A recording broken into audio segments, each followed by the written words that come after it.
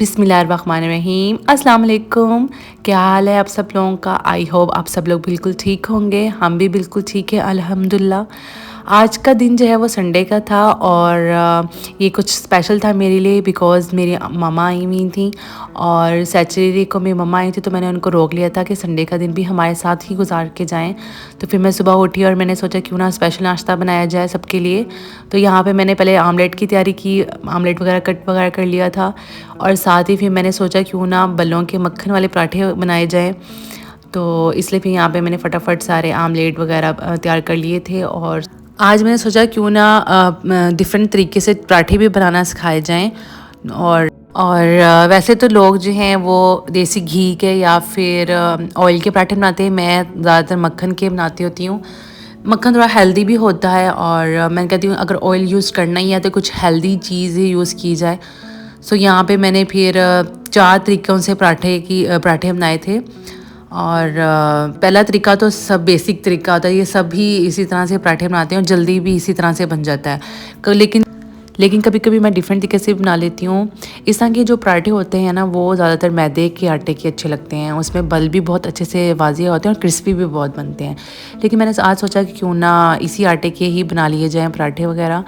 और मैंने कहा कुछ स्पेशल भी हो जाएगा संडे करके। सो ये जो है इजी तरीके से मैंने एक पेड़ा तैयार कर लिया था। बाकी सॉरी यहाँ से मैं सही तरह से दिखा नहीं सकी।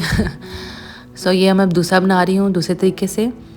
इसे अच्छी तरह से मैं बेल लेती हूँ और फिर उसके बाद इसी तरह मक्खन वगैरह लगा कर फिर मैं इसमें दरमियान में नमक वगैरह लगाती हूँ और दरमियान में फिर मैं ना कट लगा कर इसको कोन की शेप दे देती हूँ। कोन की शेप देते हुए इसका पेड़ा बनाती हूँ।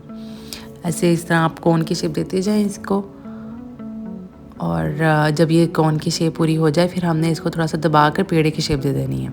इससे बहुत अच्छी लेयर्स आ जाती हैं पेड़े के अंदर और बहुत अच्छा खूबसूरत सा बन जाता है पराठा। अगर ये स्पेशली मैदे का हो फिर तो बहुत अच्छे से वाजिया होती हैं ना लेयर्स वगैरह पराठे में। ये दूसरा तरीका था। ये मैं कभी कभी जब मैं स्टार्टिंग में मुझे जब पराठे बनाने स्टार्ट किए थे मैंने शादी से पहले अपनी, तो मैं इसी तरह से अपने लिए पराठा बनाती थी। लेकिन फिर मैं आहिस्ता आहिस्ता बस बेसिक तरीके पे ही आ गई जल्दी जल्दी में, ताकि फ़ौरन से जल्दी पराठे बन भी जाएं और टाइम से मैं फ्री भी हो जाऊं। अच्छा ये था तीसरा तरीका ये है कि जैसे बचपन में कागज़ के पंखे बनाया करते थे, सेम वैसे ही इसी तरह बल दे दे के हमने इसको पेड़े की शेप दे देनी है। यूँ बहुत इजी है ये भी, ऐसे पेड़े की शेप। इसकी भी लेयर्स बहुत अच्छे से वाजिया होती हैं इस तरह से। ये देखें ये था चौथे तरीके से। और इसमें ये होता है कि मक्खन वगैरह लगाने के बाद इसको ऐसे पीसेस में कट कर लेना है। ये थोड़ा मुश्किल होता है, इसलिए कभी कभी अगर अपने लिए स्पेशल फिर बना लेते होते हैं, लेकिन ये बहुत मुश्किल होता है बनाना। मतलब मुश्किल से बनाएंगे कि ज़्यादा सारे पराठे वगैरह बनाने हो ना फिर थोड़ा सा मुश्किल हो जाता है, टाइम ज़्यादा लग जाता है। तो ये मैं फिर स्पेशली अगर एक आध पराठा बनाना हो तो वो मैं इस तरह से बना लेती होती हूँ। जितने बल होते हैं ना उतना ही क्रिस्पी पराठा बनता है और मक्खन से तो पराठे का टेस्ट और ज़्यादा अच्छा हो जाता है। और अगर आप सिंपली इसको चाय के साथ भी खाओ ना तो बहुत मज़े का लगता है। मैं तो ज़्यादातर स्पेशली चाय और अचार के साथ, अगर मैंने सिर्फ पराठा खाना हो तो मैं चाय और अचार के साथ ही लेती हूँ। इस तरह से मक्खन लगा के क्रिस्पी सा बना के। ये सारे पराठे मेरे तैयार हो गए थे यहाँ पे और मैंने आमलेट वगैरह भी फ्राई कर लिया था।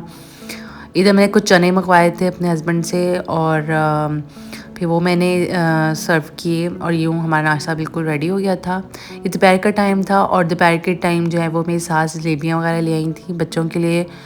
बच्चे और मैं बहुत शौक से खाते हैं जलेबियाँ। जैसे मैं लेके गई ना तो बस वो इतने एक्साइटेड हो गए माशाल्लाह से।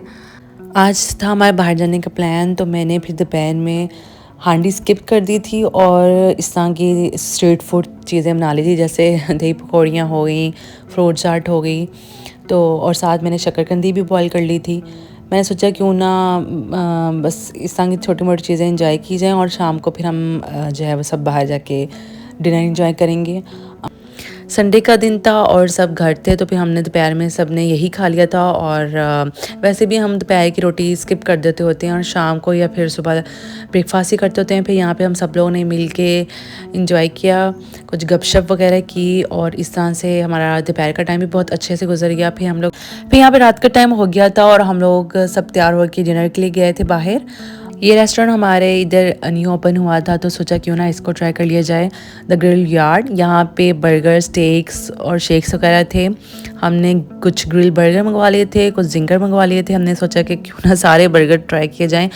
फिर सोचा कि चले नेक्स्ट टाइम अगर अच्छा लगा तो हम यहाँ पे स्टेक वगैरह भी ट्राई करेंगे। यहाँ बच्चों ने तो प्ले एरिया में बहुत इंजॉय किया, अच्छा था खाना वगैरह सब, बहुत इंजॉय किया सबने और सबको पसंद भी बहुत आया। आज के इस व्लॉग में सिर्फ खाने की चीज़ें थी और बस इस तरह से हमारा संडे बहुत अच्छा सा गुजर गया माशाल्लाह से। और अगर आपको आज का व्लॉग अच्छा लगा है और मज़ीद ऐसे व्लॉग्स देखना चाहते हैं तो subscribe my channel. Thank you.